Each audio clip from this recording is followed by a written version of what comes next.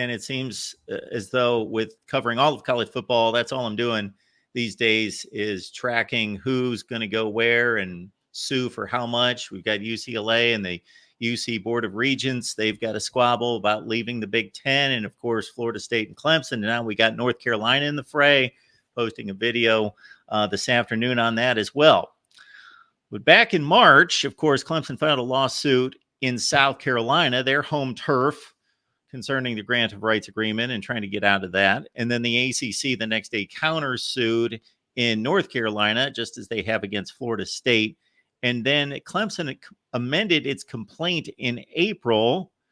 And basically, I would think that this would be a nice little victory for Clemson going back a couple weeks to May 3rd, where they were able to get the courts to determine that the ACC ESPN contract had to be sent to Clemson as long as they kept it confidential. So that's pretty much where we stand. The Clemson's reviewing this contract right now and going to do its best to poke holes in that baby.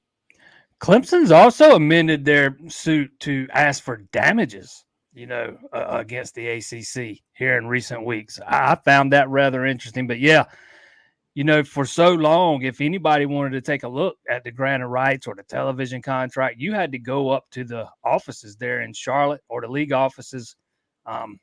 And they've been kept under lock and key, and you weren't allowed to take pictures or take any of the documents, and you had to be supervised at all times. I mean, it's very odd. You couldn't have gone up there and taken that down to the local Starbucks, had yourself a cup of coffee, and looked it over. No, you had to do it 13,000 pages long or something. Yeah, you had to do it there in-house under their supervision on their, it's always been on their terms. So yeah, it is a victory in essence when you say that they were finally able to get a copy of that television agreement and it be sent over to Clemson, and they're now able to kind of go over it with a fine-tooth comb,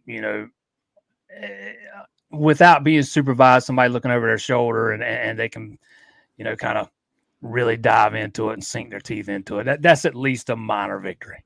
In addition to whatever Clemson is able to find out in this television agreement, which, for as much as I hate to read illegal documents, I might be interested in reading that one. That might be a bit interesting and juicy to review there.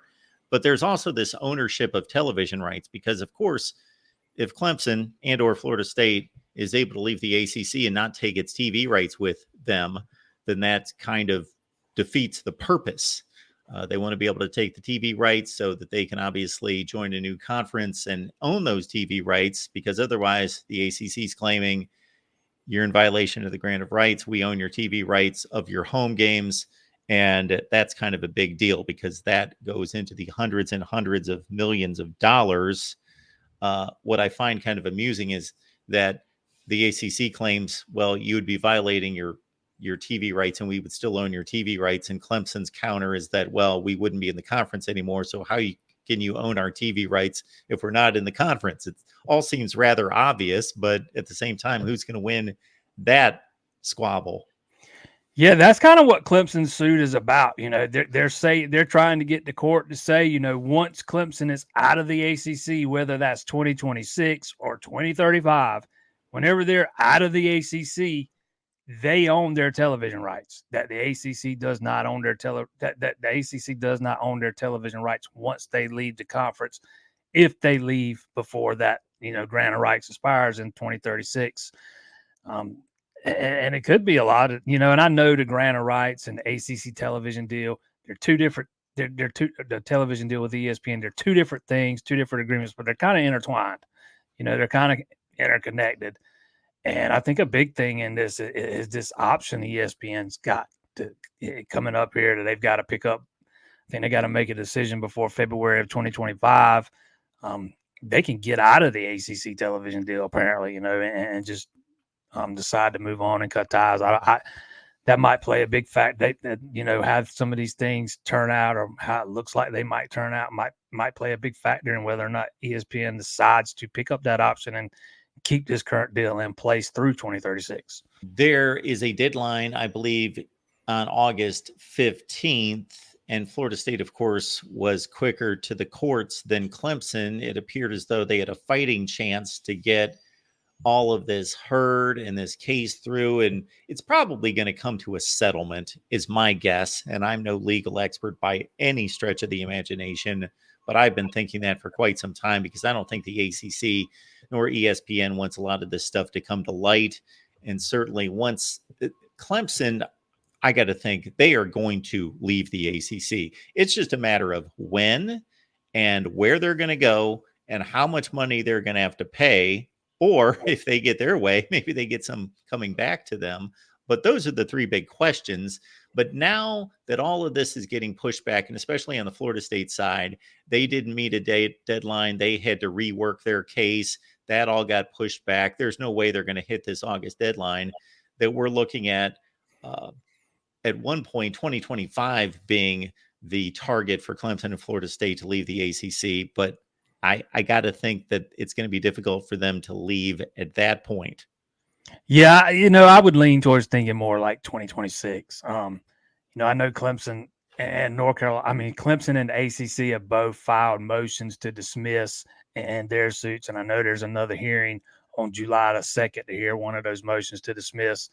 But yeah, with that August deadline, that's kind of rapidly approaching, and I doubt any of this is going to be wrapped up by then. And I would lean more towards thinking, 2026 at the earliest. But I'm with you. I think this thing's headed towards a settlement at some point. It's just a matter of how we get there, when we get there, and where these guys or where these schools end up going after they, settle and get out of this thing, and what happens to what is left of the ACC. There's a a lot of stuff going on in North Carolina right now. Would Miami follow suit? There's a couple, maybe another school or two that could get a look from the Power Two. Some of them, do they stay? And I think there's a lot of questions we just don't know the answers to right now.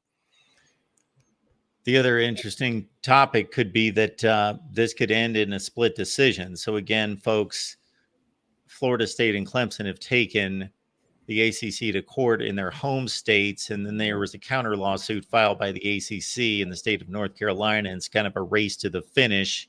And I've actually heard legal types asked what happens if it's a split decision. For example, Clemson wins in North Carolina or in South Carolina, which is more likely, and the ACC wins in North Carolina, and even legal types say it could go a number of different ways. I think there's going to be a settlement, and we believe that that's what's going to be happening. But it's kind of on the back burner to a certain extent, except for the people actually working on it for right now, because it just appears as though not much is going to happen in the near term. So we will continue to follow that. We got Jason Priester here. You can catch him on the ClemsonInsider.com. There you see the X handle as well for both Jason and Clemson Insider.